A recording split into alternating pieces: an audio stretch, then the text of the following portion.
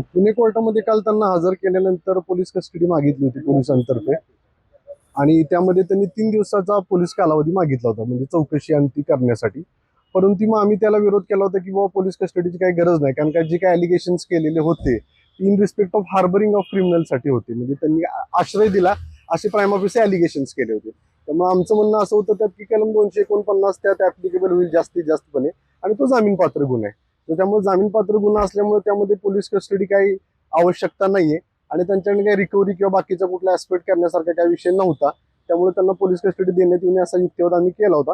आणि जे काय बाकीचे मेन अलिगेशन्स होते ते काय त्या आरोपींविरुद्ध नव्हते, ते काय बाकीच्या आरोपींविरुद्ध होते. त्यामुळे आमचा युक्तिवाद असाच होता की बाबा बेलेबल सेक्शन्स आहेत, त्यामुळे त्यांना न्यायालयीन कोठडीत घेण्यात यावं असा आमचा युक्तिवाद होता.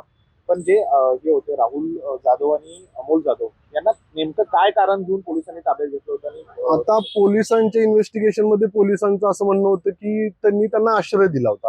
आश्रय इन द सेन्स म्हणजे त्यांचं म्हणणं होतं की ते फरार ज्यावेळी होते त्या फरारमध्ये असताना ते त्यांच्याकडे येऊन राहिले होते.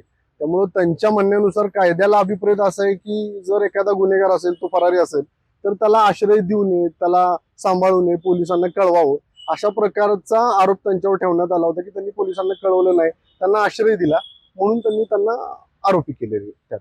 असं काही दिसून येतंय का या प्रकरणात? प्राइम ऑफिस तसं मला म्हणता येणार नाही की दिसून येतं म्हणून, कारण का विषय असा होतो की प्रत्येक माणसालाच काहीतरी माहित असते की बाबा ह्याच्यावर गुन्हा आहे, गुन्हा नाही.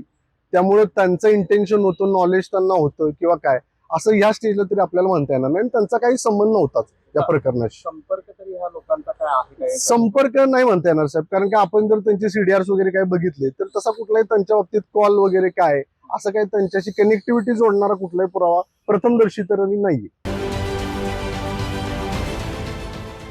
देश विदेशातील प्रत्येक घडामोडींचे लाईव्ह अपडेट मिळवण्यासाठी आता साम टीव्हीच्या सर्व सोशल मीडिया प्लॅटफॉर्मला लाईक, फॉलो आणि सबस्क्राईब करा. तसंच सर्व नोटिफिकेशनसाठी बेल आयकॉन प्रेस करायला विसरू नका.